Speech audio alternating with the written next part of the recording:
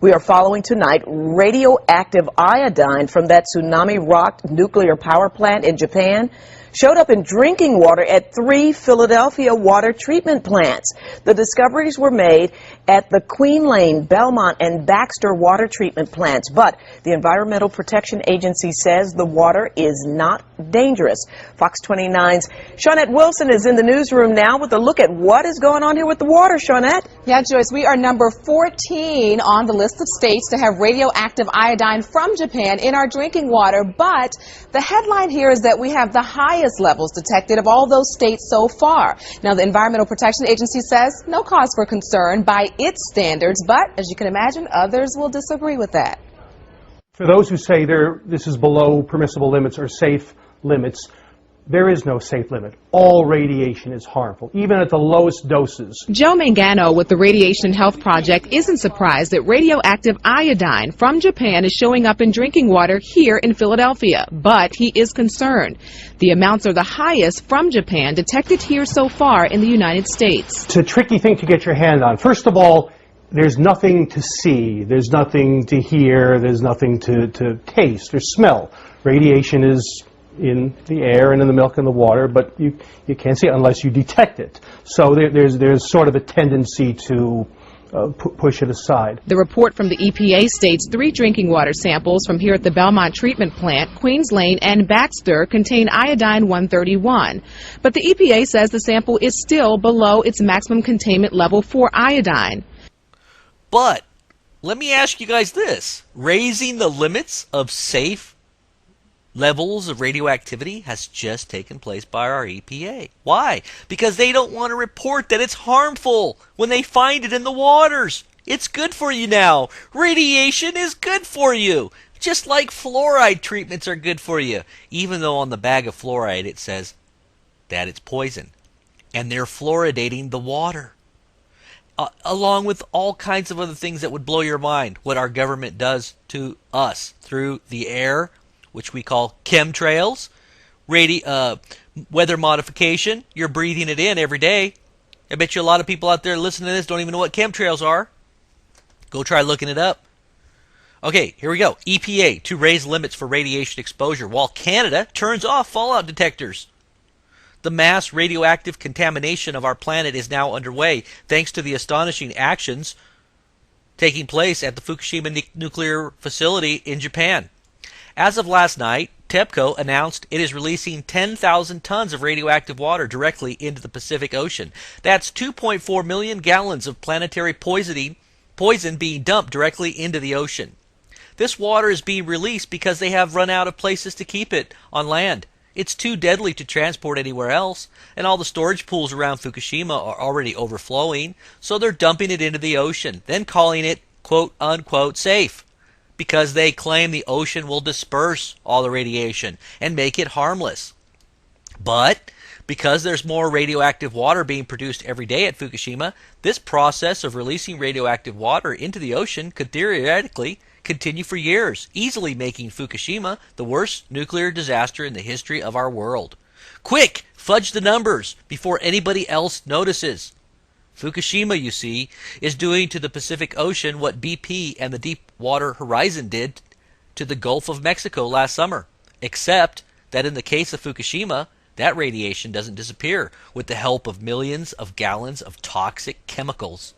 Nope. That radiation sticks around for decades. And by the way, the toxic chemicals and the mixing of the oil compounds are still in the Gulf and destroying the ecosystem as we speak. So what do we do? If you're the United States Environmental Protection Agency, the EPA, there's only one option. Declare radiation to be safe. Yes, indeed, friends.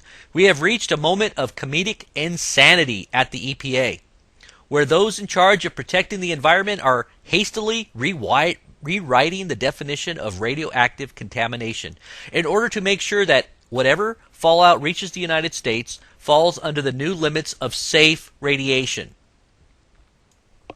The EPA maintains a set of so-called proactive guidelines, PAGs. These PAGs are being quickly revised to radically increase the allowable levels of iodine 131, a radioactive isotope. Not to mention all the other isotopes that are out there. There's another 11 or so radioactive isotopes that are coming across in the winds that a lot of Geiger counters can't really detect very well, by the way, to anywhere from 3,000 to 100,000 times the current allowable levels. Did you hear that? They're increasing the allowable levels of iodine-131 from 3,000 to 100,000 times the current allowable levels. So you're hearing that it's safe now because they've increased the allowable levels. When before it used to be really bad for you, if you went over a certain level, now it's okay, it's good for you, it's okay, it won't hurt you. It's all a lie, people. They are lying to you again. The group Public Employees for Environmental Responsibility, PEER for short, is all over the issue, having obtained internal emails from a FOIA request that reveals some truly shocking revelations on the level of backstabbing betrayal happening inside the EPA. For example, under the newly revised PAGs, drinking just one glass of water considered safe by the EPA could subject you to a lifetime limit of radiation. In addition, PEER goes on to say it would allow long-term cleanup limits thousands of times more lax than anything EPA has ever before accepted. These new limits could cause a cancer in as much as every fourth person exposed. These new PAGs would also vastly increase the allowable levels of radiation in soil and food too.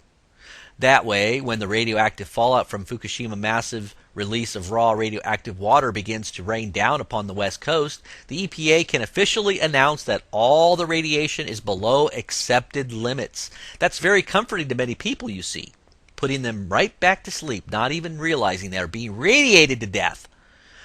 And why is it below the limits? Because the EPA just raised the limits by as much as 100,000 times. All right, I'm not going to read the rest, but I'll just put it down here in case you want to stop the video and read the rest of this terrible, terrible thing that's unfolding in our midst. This is worse than Nazi Germany, guys. I'm telling you guys. And then I'm going to play the rest of that video. I'll put the link to this article underneath the video if you want to go back and read it for yourself.